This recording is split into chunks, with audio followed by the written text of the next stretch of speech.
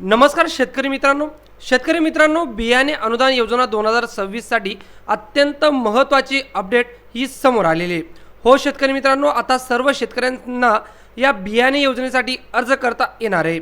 ज्या शेतकऱ्यांनी मागच्या वर्षी अर्ज केले होते ते शेतकरी जेव्हा या वर्षी अर्ज करायला जात होते तर त्यांचा अर्ज हा स्वीकारला जात नव्हता, कारण त्यांनी मागच्या वर्षी अर्ज केलेला आहे आणि जरी त्यांना लाभही भेटला असेल किंवा लाभ मिळालाही नाही तर असे शेतकरी अर्ज करू शकत नव्हते। परंतु आता असे शेतकरी सुद्धा अर्ज करू शकणार आहेत। ही अत्यंत महत्त्वपूर्ण अपडेट समोर आलेली आहे शेतकरी मित्रांनो। ज्या शेतकरी मित्रांनी अर्ज केले होते परंतु त्यांना लाभ मिळाला नव्हता तेही अर्ज करू शकतील, आणि ज्या शेतकऱ्यांनी अर्ज केला होता आणि लाभ मिळाला होता तर तेही या वर्षी बियाणे अनुदान योजनेसाठी अर्ज करू शकणार आहेत। तुम्हाला लाईव्ह डेमो दाखवणार आहे। आता ही जी नवीन अपडेट आहे तर ती नवीन अपडेट आल्यानंतर कशा पद्धतीने तुम्हाला अर्ज हा तुमचा सबमिट करायचा आहे शेतकरी मित्रांनो, त्यासाठी हा व्हिडिओ शेवटपर्यंत काळजीपूर्वक बघा आणि जरी चॅनलवर नवीन असाल तर चॅनल देखील सबस्क्राइब करून ठेवा। शेतकरी मित्रांनो, महाडीबीटी शेतकरी पोर्टल योजनेअंतर्गत खरीप हंगाम 2026-27 करिता कृषी विभागामार्फत महाडीबीटी पोर्टलवर खरीप पिकांचे अनुदान बियाणे वितरणसाठी ऑनलाईन अर्ज मागवण्याची सुरुवात झालेली आहे। तसेच महाडीबीटी पोर्टलवर खरीप पिकांचे अनुदानावरती प्रमाणित बियाणे वितरण आणि प्रात्यक्षिक अर्ज अंतर्गत बियाणे वितरणसाठी सध्या अर्ज स्वीकारणे सुरू झाले असून शेतकरी व शेतकरी गट जे आहेत तर ते महाडीबीटी पोर्टलवर बियाणे घटकांसाठी अर्ज करू शकणार आहात। आता याच्यात एक महत्त्वाची अपडेट ती म्हणजे या अगोदर ज्या शेतकऱ्यांनी गतिवर्षे बियाणे घटकाचा लाभ घेतला होता, म्हणजे ज्यांनी अर्ज केले होते आणि निवड झाली होती त्यांना पोर्टलवर या वर्षी अर्ज करता येत नव्हते, कारण ते अर्ज पोर्टलवर अगोदर असल्याचं दिसत होते।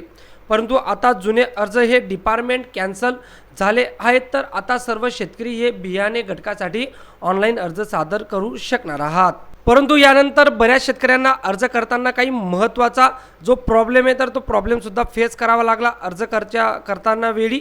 तर तो कोणता होता, तर या पिकांसाठी प्रस्तावित क्षेत्रफळ 0.2 ते 1 हेक्टर दरम्यान असावे आणि ते संबंधित सर्व नंबरच्या क्षेत्रफळाच्या मर्यादित असणं आवश्यक आहे असा पॉपअप शो होत होता जेव्हा ते अर्ज करायला जात होते।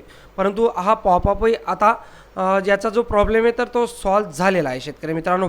चला तर आता आपण डायरेक्टली महाडीबीटी पोर्टलवर जाऊया आणि तिथं आता कशा पद्धतीने अपडेट आलेली तर ते पाहूया। तर बघा शेतकरी मित्रांनो, मी महाडीबीटी पोर्टलवर आलेलो आहे आणि आपलं जे महाडीबीटी पोर्टलचं अकाउंट आहे तर ते मी लॉग इन करून घेतलेलं आहे।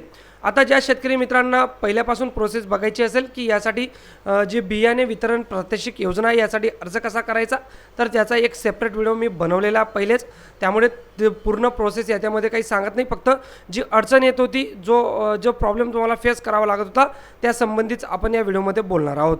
तर बघा मी लॉग इन करून इथं आलेलो आहे। लॉग इन केल्यानंतर तुम्ही जशा पद्धतीने अर्ज करता अर्ज तपशील भरतात तर तो सगळा तपशील तुम्हाला भरून घ्यायचा आहे। तर तपशील भरल्यानंतर तुम्ही जेव्हा जतन करा या पर्यायावर क्लिक करायचे मागच्या वेळेस तर तुम्हाला काय मारायचं आहे की तुम्ही या आधीच या योजनेचा लाभ घेतलेला आहे म्हणून तुम्हाला अर्ज करता येणार नाही। परंतु आता बघा मी जेव्हा अर्ज हा सबमिट केला तर इथं म्हणतंय की घटक यशस्वीपणे अर्ज समाविष्ट केला आहे। आपण आणखी घटक निवडल्यास तुम्हाला आणखी घटक जरी निवडायचे असतील तर तुम्ही इथं येस म्हणू शकता किंवा तुम्हाला हा अर्ज आता सबमिट करायचा आहे तर नो म्हणून तुम्ही पुढे जाऊ शकता। तर मी नो म्हणतो आणि मी आता माझा अर्ज सबमिट करून घेतो।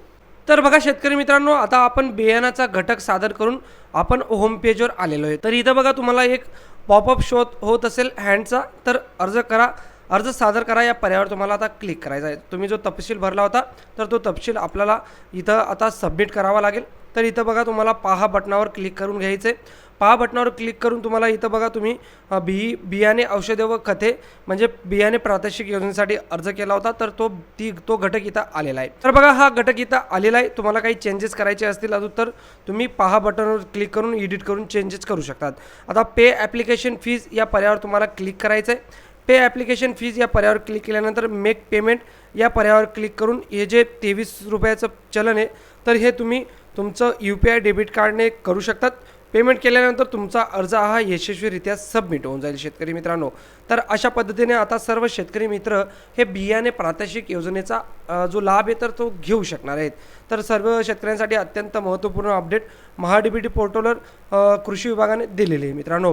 हा व्हिडिओ जास्तीत जास्त शेतकरी बांधवांपर्यंत नक्की शेअर करा आणि पूर्ण अर्ज कसा करायचा आहे याचा जरी व्हिडिओ तुम्हाला हवा असेल तर त्याची लिंक व्हिडिओच्या डिस्क्रिप्शन बॉक्समध्ये दिलेली आहे. सो तिथे क्लिक करून तुम्ही अर्ज करण्याचा व्हिडिओ सुद्धा पाहू शकता. शेतकरी मित्रांनो, अशाच महत्त्वपूर्ण अपडेटसाठी आपलं चॅनल सबस्क्राईब करायला देखील विसरू नका. भेटूया पुन्हा अशाच एका नवीन व्हिडिओमध्ये.